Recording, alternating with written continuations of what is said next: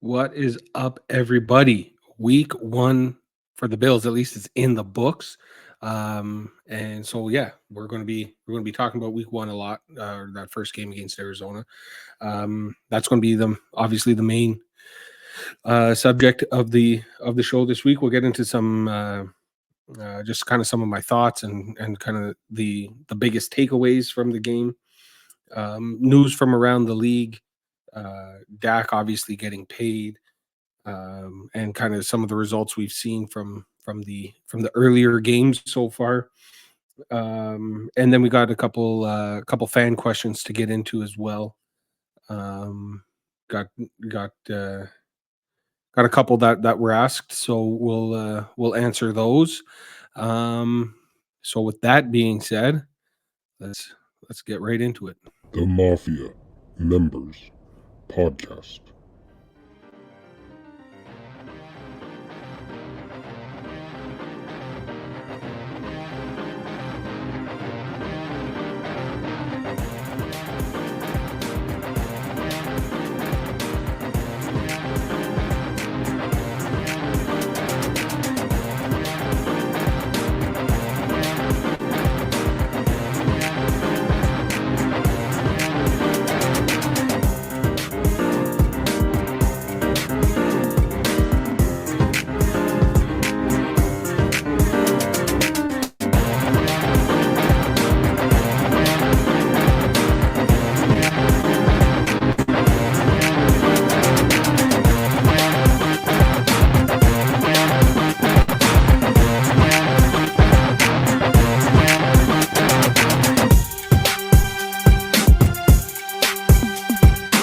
Where else would you rather be than right here, right now? All righty, everyone. So before we get into it, got some really big news. Um, I am now a part of the Sidelines Sports Network. So go check them out on Twitter.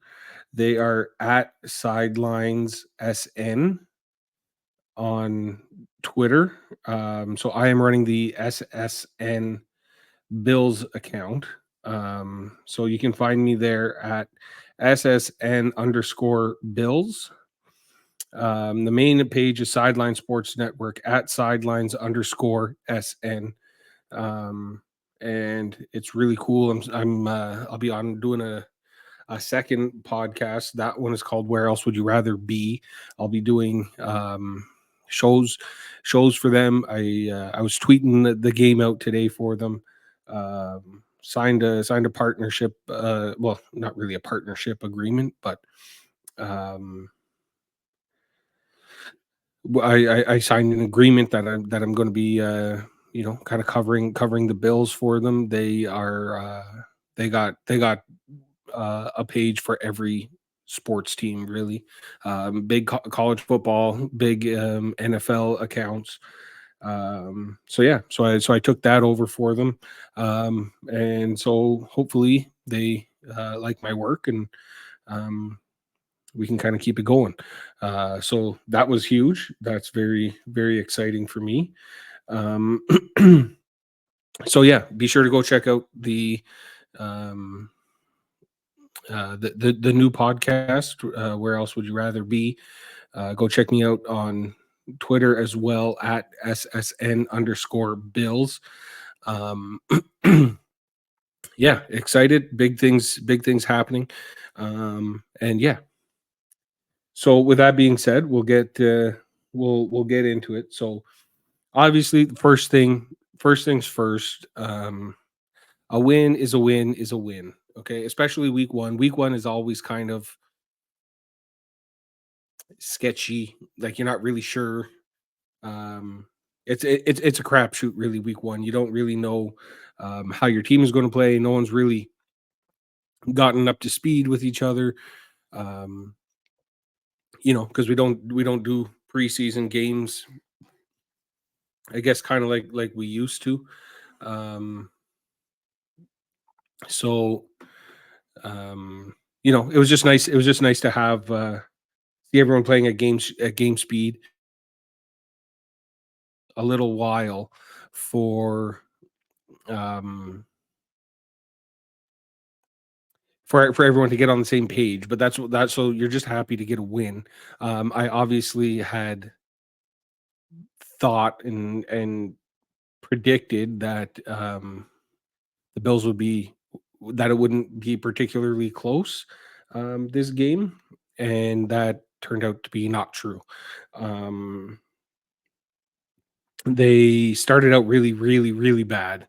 Obviously, a turnover from Josh Allen on the first 4 plays of the game, um, or first four games, 4 plays for us, um, is obviously not ideal. But after that, I mean, there's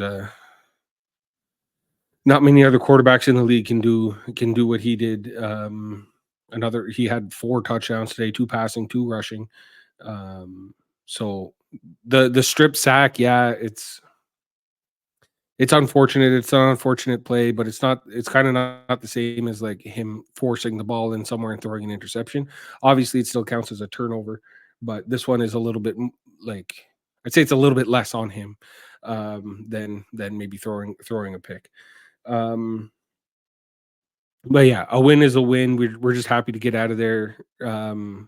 Especially with how we started. It started out really, really bad.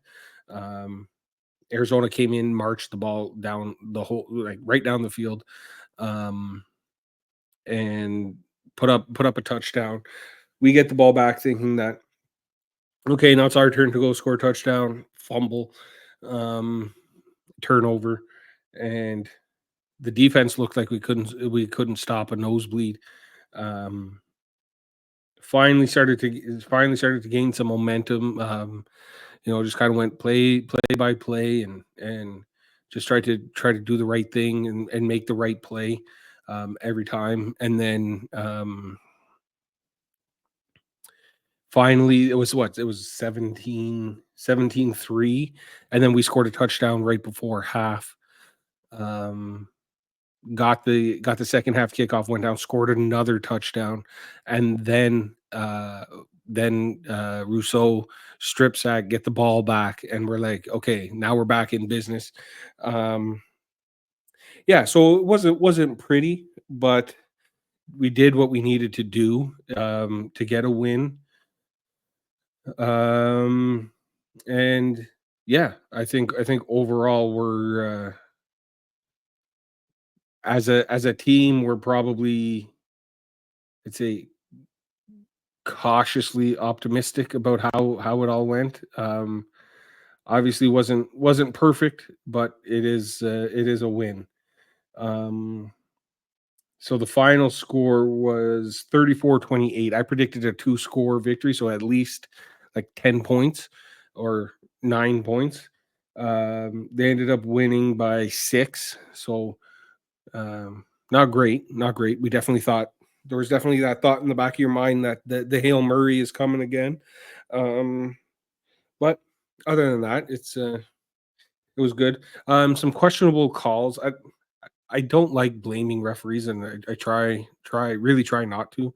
Um, there were some questionable calls. I don't think that was a late hit on Kyler Murray or whatever they called it, a roughing the passer call.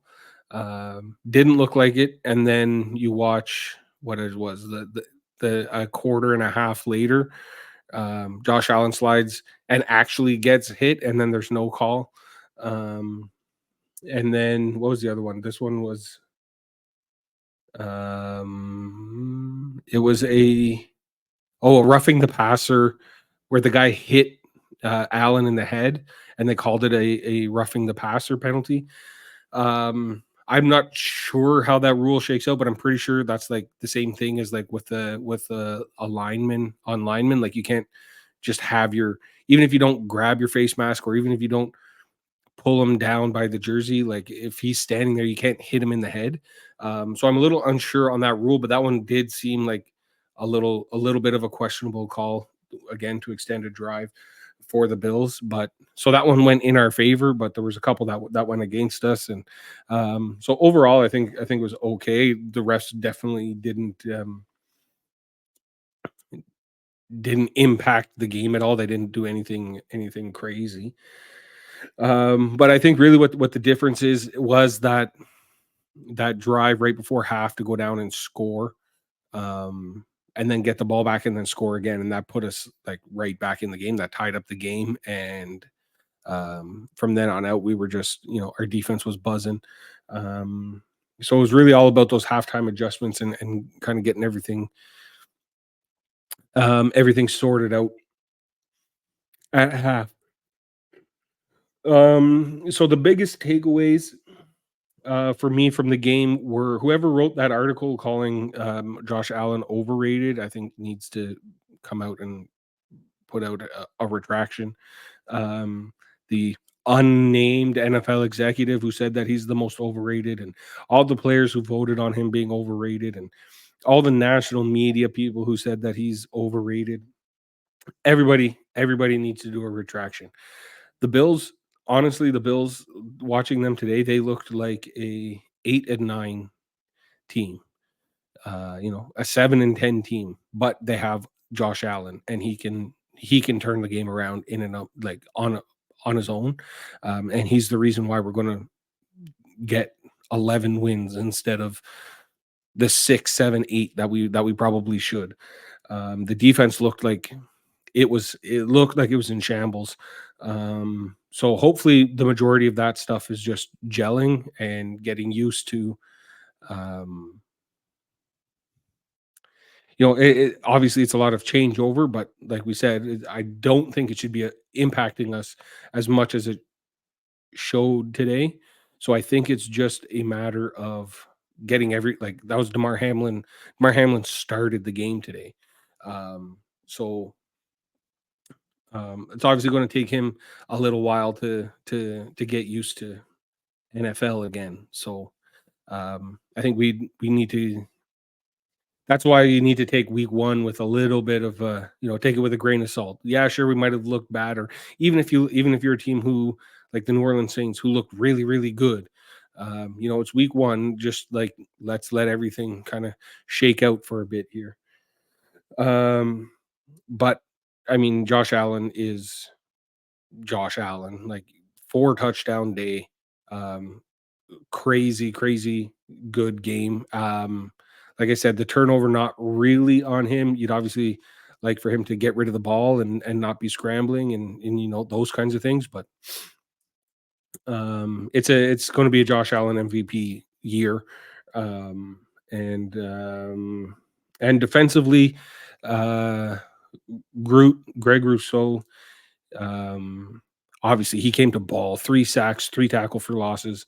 He got the big strip sack there that kind of helped switch the momentum around. Terrell Bernard looked like he was could be better. Um, and then obviously the biggest takeaway is hoping that the Teron Johnson and Josh Allen injuries aren't going to be as big of a deal, or hopefully they're not like they're not going to miss a bunch of time. Josh Allen landed. It was weird when he hurdled Baker for the touchdown. The way he like brought his right elbow down with his and landed on his left hand with his right elbow, falling into the end zone. I mean, he finished the rest of the game. It looked like it didn't impact him that much, but so you're hoping that it's just like a really bad bruise or contusion or whatever they call them, and it's not like a broken bone in his hand. Um, but with him finishing the game, you kind of feel like, okay, maybe that's a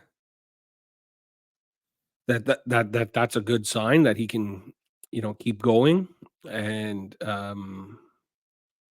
he can kind of play through it because it's not on his throwing hand. I bet you if it was on his throwing hand, he wouldn't have played, and then we would have been out there with Mitch Trubisky, which is a question mark if you ask me. And then Teron Johnson, I don't know what his issue was. They didn't really specify it too much. I didn't hear anything from the team yet. Um, Obviously, he's a big part of our defense, and maybe that's why our defense looked so bad is because that was like on the first drive of the game, he was gone. So um, if we lose him, we're in trouble. I mean, Ingram played well, filling in for him, made some big plays at some big moments there. Um, but yeah, so hopefully we can like. I mean, you don't want to say right the ship after a win, but hopefully this is not.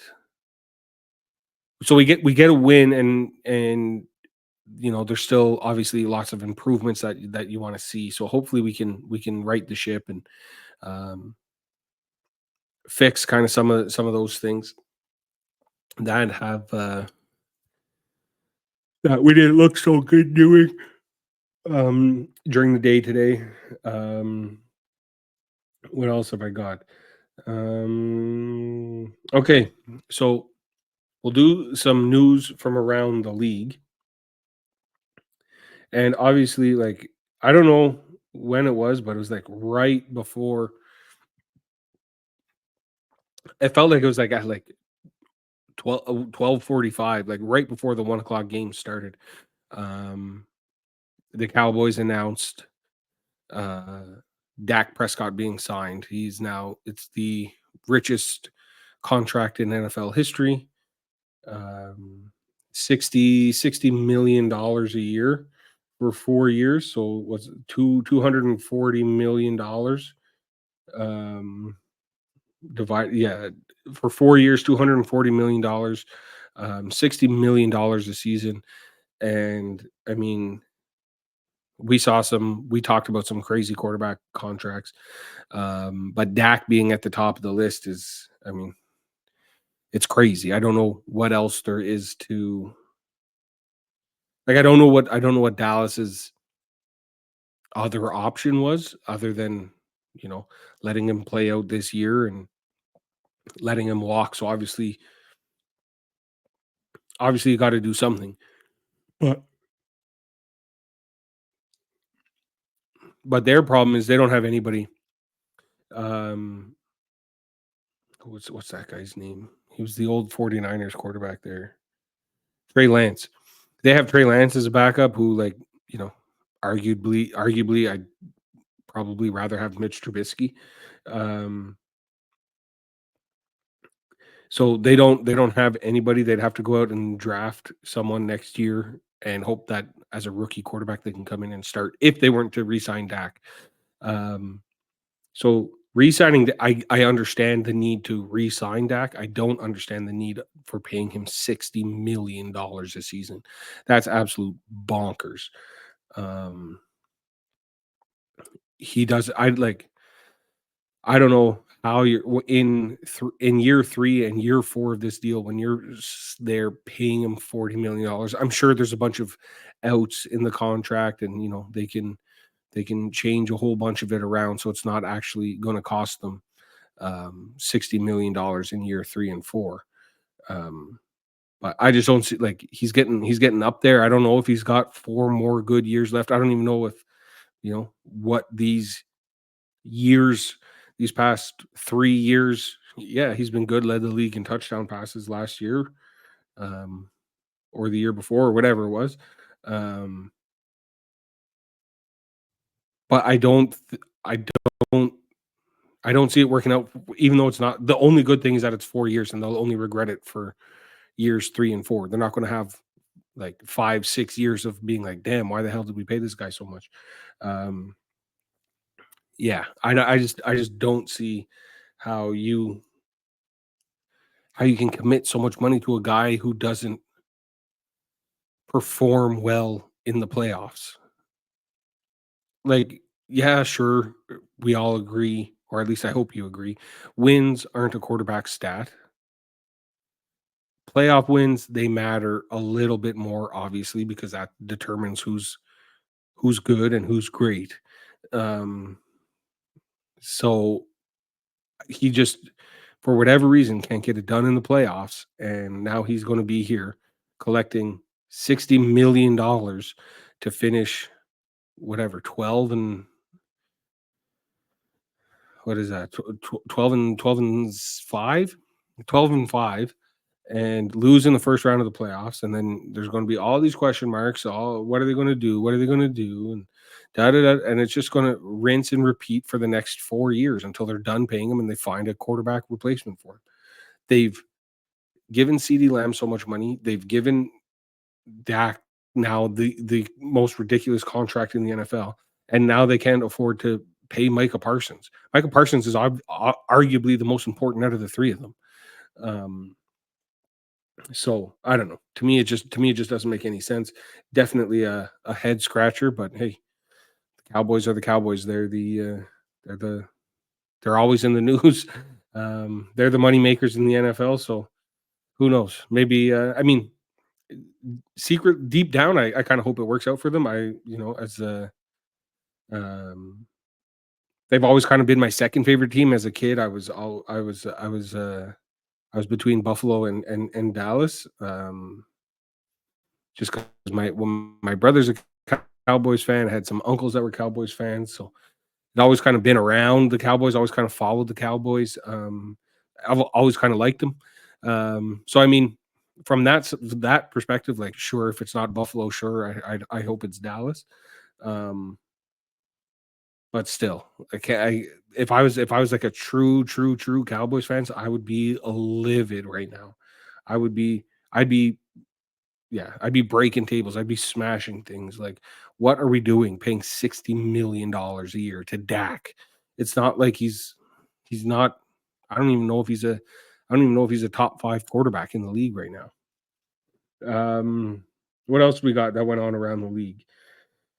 Oh yeah, what the hell happened? I mean, I guess can't really say what the hell happened, but because they're Carolina, but the Saints put up like 50 some almost 50 points against Carolina. Carolina does not look good at all. I mean, that shouldn't be a shock, but you were kind of hoping for new head coach in Carolina, year or two for Bryce Young.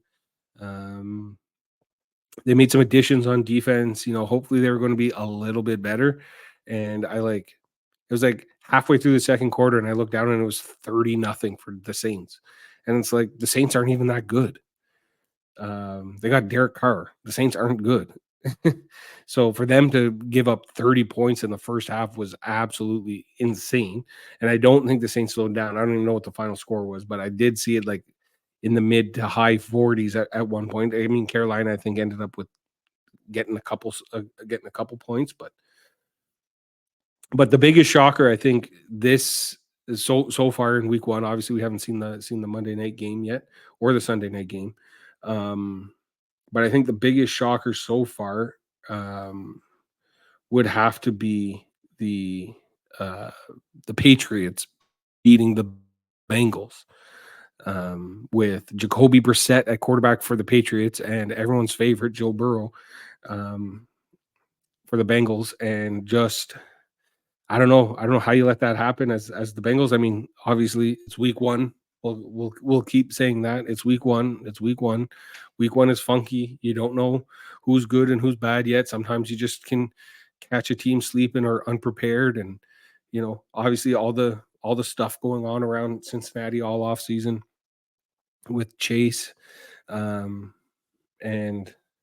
even on like yesterday, or it was either Friday, maybe it was yesterday. Chase himself was like, "Yeah, I'm a game time decision. Like, get out of here, man. Like, your team is trying to prepare for a game. Like, what do you mean you're just going to declare yourself a game time decision? Like, get out of here with that. That kind of stuff drives me absolutely nuts." So they did not look good. I mean, I think the Patriots are in the running to be the first overall pick this year. But you never know. Jacoby Brissett is a good enough kind of journeyman quarterback in the league. He's played in New England before, and maybe Gerard Mayo, the new head coach for the Patriots, has kind of that what's his name, Antonio Pierce for the Oakland or for the Vegas Raiders effect, where he can kind of figure out the best how to get the best out of his players. So maybe they will be better than we thought. But I mean, I highly doubt it. But will be interesting to see. Nevertheless, so those are kind of the things that I guess are the big news makers this week so far. Oh, Jordan Love, that's the other one. Jordan Love out 6 weeks with a knee injury, so um, that kind of puts a damper on their season outlook. um, but I mean, in that game, I think the I had said it on the live. If anyone tuned in to my live show that I joined with,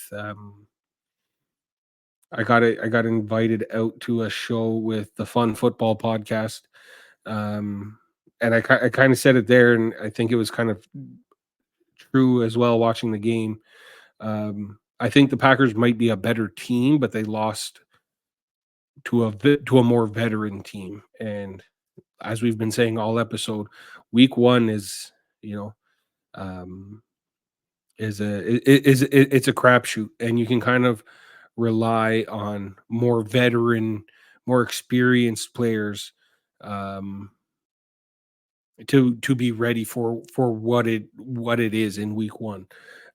So I think that played a part in it. Um, Saquon looked really good. I mean, he could be in the running for offensive player of the year if he keeps, if he keeps those kind of performances up, if he can stay healthy, if they can utilize him properly, all those kinds of things that they seemed to have trouble with DeAndre Swift last year. Now, Saquon is probably a better running back than DeAndre Swift, but still. Um, and then the Thursday night, the week opener, um, Chiefs and Ravens. That was a really good game. Actually, I watched that game. That game was fun to watch. Um, Came down to the end of it. People will argue about officiating all day, every day, after every game. Um, but at the end of the game, it was when it's all said and done. Um, when it's all said and done, you were at the goal line or whatever, the 5-yard line, and you had 3 plays to get it in, and Lamar Jackson missed twice, wide open times, wide open plays both times. The third one, the guy obviously landed a millimeter out of bounds, and that really sucks. But I think that Lamar could have played better in those last whatever. Obviously, it was a great drive that he started with a minute and 30 seconds or something like that, with no timeouts, drove him all the way down the field, and then with 13 seconds left, had or whatever it was, 15 seconds left, had three tries to get into the end zone and couldn't do it. So yeah, I mean, I think that's what that game boiled down to, was just a couple of mistakes by Lamar at the end of the game. And that's pretty much it for the week one stuff so far. Haven't really gotten much else to talk about. So we will get right into the fan questions here on Twitter. Okay, so the Sports Truth podcast. These are the guys, the Sports Truth podcast featuring the 643 and out guys. So these are the guys who reached out to me originally to be on the We Like Sports. Go follow them at We Like Sports PC. He's the guy who reached out to me originally to join up with them and write a couple articles for them. So he asked me, both the Bills Mafia and the Arizona Cardinals had an awful roughing the passer call in today's game. Which one was worse? And as we will all talk about this on Tuesday, on the Sports Truth, is the NFL going overboard on protecting the quarterback position? Um, so yeah, so they because he's referring to the one where Kyler slid, didn't get hit, and they called roughing the passer, and then the guy hit Allen in the head, and they called it roughing the passer. Um, so kind of, both teams got called on a questionable roughing the passer. Um, so which one was worse? I mean, obviously the one where Kyler didn't get hit is worse. Josh Allen got hit in the head. Regardless of if he grabs his face mask or not, it's like maybe they called it the wrong thing. This is what I think. I think they might have called it the wrong thing. It's not roughing the passer. It's like an illegal hands to the head kind of call. Because that's clear as day. He hit him square in the head with his forearm.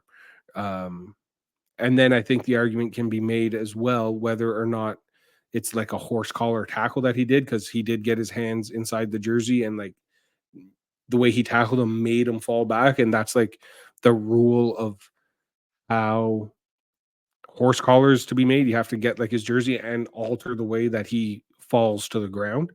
So I think that's a debatable one too. I'd have to relook to see like if his hand actually got inside the jersey or not.